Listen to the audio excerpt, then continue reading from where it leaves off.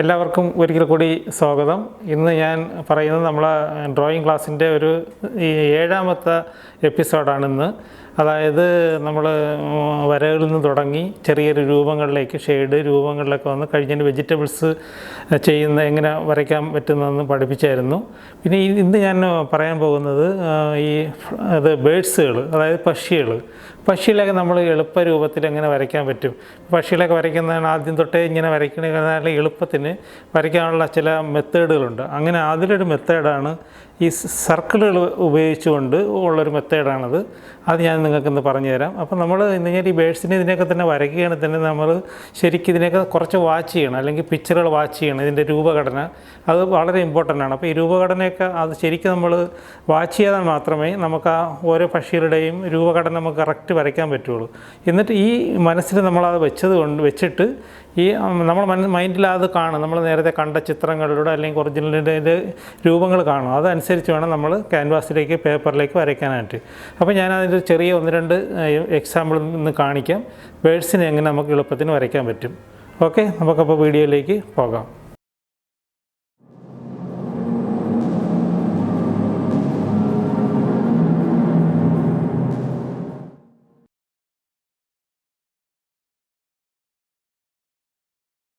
അപ്പോൾ ഞാനിപ്പോൾ ഒരു നോട്ട് പാഡ് എടുത്തിട്ടുണ്ട്.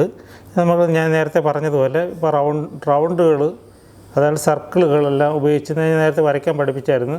സർക്കിളുകൾ വരയ്ക്കാനായിട്ട് ഇങ്ങനെ ദീർഘവൃത്താകൃതിയിലുള്ളത്, ശരിക്ക് റൗണ്ട്, ഇങ്ങനെയുള്ളതൊക്കെ വരയ്ക്കാൻ ഞാൻ നേരത്തെ കുറച്ച് എക്സസൈസ് ചെയ്യാൻ പറഞ്ഞിട്ടുണ്ടായിരുന്നു. അപ്പോൾ അതൊക്കെ നിങ്ങൾ ചെയ്ത് കാണുമെന്ന് വിചാരിക്കുന്നു. അപ്പോൾ അത് ചെയ്ത് കഴിഞ്ഞാൽ നിങ്ങൾക്ക് ഈസി ആയിട്ട് ഈ എക്സസൈസുകൾ നിങ്ങൾക്ക് ചെയ്യാൻ കഴിയും. അപ്പോൾ ഞാൻ അടുത്ത് കാണിക്കാം. ഇപ്പം സാധാരണ ഒരു പക്ഷി ഒരു മരക്കൊമ്പിലിരിക്കുകയാണ്. അത് നമുക്ക് എങ്ങനെ വരയ്ക്കാൻ പറ്റും എളുപ്പത്തിന്. ഇപ്പം ഞാൻ എളുപ്പത്തിന് ഒരു രീതി വരയ്ക്കാൻ പറഞ്ഞു തരാം. ഇങ്ങനെ ഒരു ദീർഘവൃത്തം ഇടുക. സാധാരണ ഇങ്ങനെ നമ്മൾ ഇടുക. എന്നിട്ട് ഞാനിപ്പോൾ ഒരു മോഡൽ കാണിച്ചു തരാണ്. ഇപ്പോൾ 2 എണ്ണം ഇട്ടു. എന്നിട്ട് ഈ കണ്ടില്ലേ,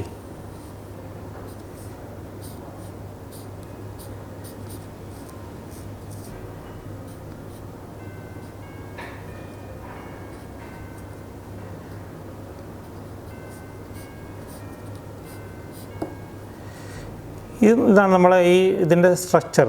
ഇത് നമുക്ക് ഇങ്ങനെ വരച്ചെടുക്കണം. ഇത്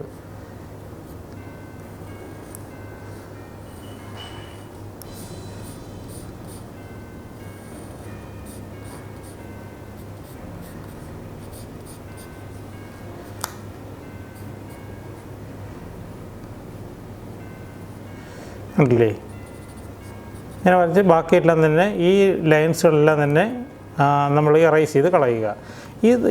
ഇത് തന്നെ നമുക്ക് ഡയറക്ഷൻ ഇപ്പോൾ ഇങ്ങോട്ട് താഴോട്ട് നോക്കിക്കൊണ്ടിരിക്കുകയാണ്.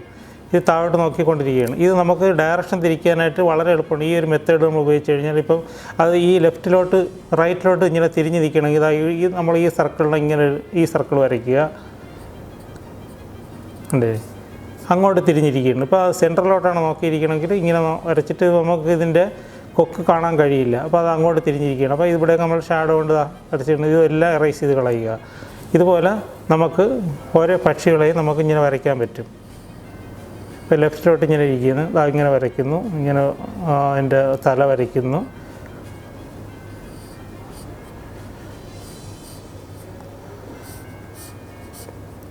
ഓരോന്നിൻ്റെ ആകൃതിക്കനുസരിച്ച് നമുക്ക് വരയ്ക്കണം. അതിനാണ് നമ്മളെപ്പോഴും തന്നെ നിരീക്ഷണം നടത്തണം. പല പക്ഷികൾ എങ്ങനെയാണ് അതിൻ്റെ ആകൃതി നോക്കിയതിന് ശേഷം വരയ്ക്കുക. ഉണ്ടല്ലേ, ഇനി അത് ഇങ്ങനെ നമ്മൾ ഫ്രണ്ടിൽ നിന്ന് എങ്ങനെ കണ്ടു കഴിഞ്ഞാൽ എങ്ങനെ ഇരിക്കും. ഫ്രണ്ടിൽ നിന്ന് ഒന്നിനെ നമ്മൾ വീക്ഷിക്കുകയാണ്, ഒരു മരക്കൊമ്പിലിരിക്കുകയാണ്. സെയിം മെത്തേഡാണ് യൂസ് ചെയ്യുന്നത്. ഇവിടെ ചിറക്, അപ്പോൾ ഇങ്ങനെ മരക്കൊമ്പിലിരിക്കുകയാണ്.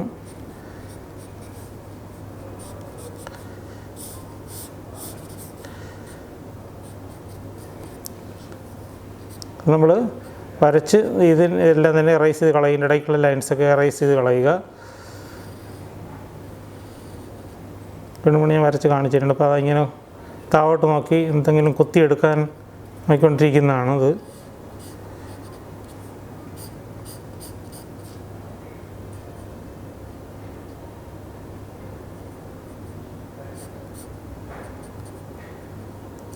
വേറെ ഒന്ന് ഇവിടെ ഇങ്ങനെ ഇരിക്കുന്ന വരയ്ക്കാം. അത് അപ്പോൾ അങ്ങോട്ട് നോക്കിക്കൊണ്ടിരിക്കുകയാണ്.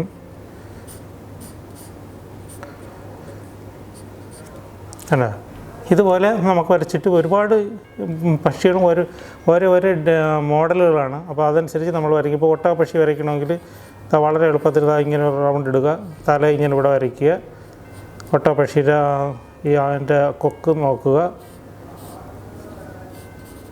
അതിൻ്റെ കാലുകൾക്കൊരു പ്രത്യേകതയുണ്ട്, വളരെ വലിയ കാലുകളാണ്.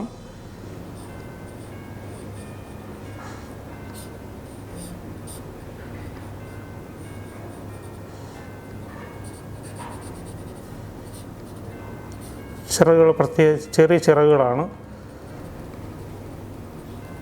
ഇങ്ങനെ വരയ്ക്കുക. ബാക്കിയെല്ലാം നമ്മൾ ഇതെല്ലാം ഔട്ട്ലൈൻ വരച്ച ശേഷം ഒറിജിനലായിട്ട് ബാക്കിയുള്ള വരയ്ക്കുക.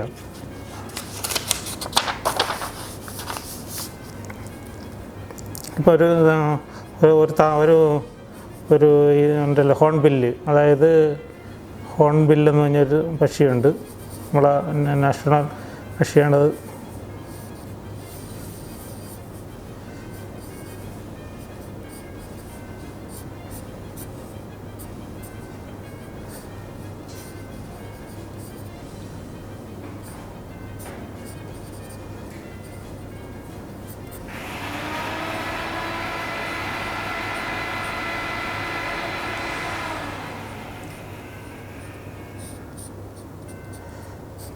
നമുക്ക് ഏത് പക്ഷിയും നമ്മൾ ഇതുപോലെ വരച്ചെടുക്കാൻ പറ്റും.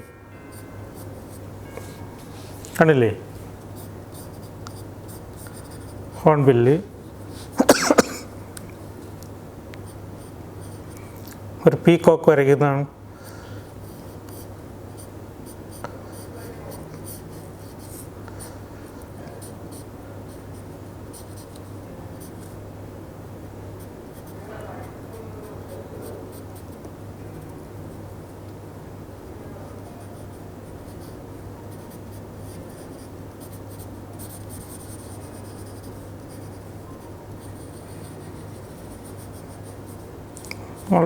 ഇത് ഔട്ട്ലൈനാണ് ഇത്. എന്നിട്ട് നമ്മൾ ഇതിൻ്റെ കറക്റ്റായിട്ടുള്ള ഫെദറുകൾ വരയ്ക്കുക. ഫെദർ വരയ്ക്കാനൊക്കെ അടുത്ത ക്ലാസ്സിൽ ഞാൻ പറഞ്ഞുതരാം, ഫെദറുകൾ എങ്ങനെയാണ് വരയ്ക്കുന്നതെന്നുള്ളത്. അത് നമ്മൾ ഔട്ട്ലൈൻ വരച്ചിട്ട് അതിൻ്റെ സ്ട്രക്ചർ മനസ്സിലാക്കുക. അപ്പോൾ ഇതുപോലെ കുറേ വരയ്ക്കുക. ഞാൻ ഇതിൻ്റെ 1-2 വരച്ച 1-2 ഞാൻ അതിൽ കൂടെ നിങ്ങൾക്ക് ഇമേജിൽ കൂടെ തന്നെ വീഡിയോയിൽ കൂടെ ഇൻസർട്ടിൽ വീഡിയോയിൽ കൂടെ ഇടുന്നതാണ്. എന്നിട്ട് എന്തെങ്കിലും ഡൗട്ട് ഉണ്ടെങ്കിൽ നിങ്ങൾ മെസ്സേജ് ചെയ്യുക, ഞാൻ കൃത്യമായിട്ട് മറുപടി തരുന്നതാണ്. അപ്പോൾ ഇന്നത്തെ ക്ലാസ് ഞാനിവിടെ നിർത്തുകയാണ്. ഇത് നിങ്ങൾക്ക് എന്തെങ്കിലും ഉണ്ടെങ്കിൽ നിങ്ങൾ പറഞ്ഞാൽ മതി, ഞാനത് വിശദമായിട്ടൊരു ക്ലാസ് പിന്നീട് എടുക്കുന്നതാണ്.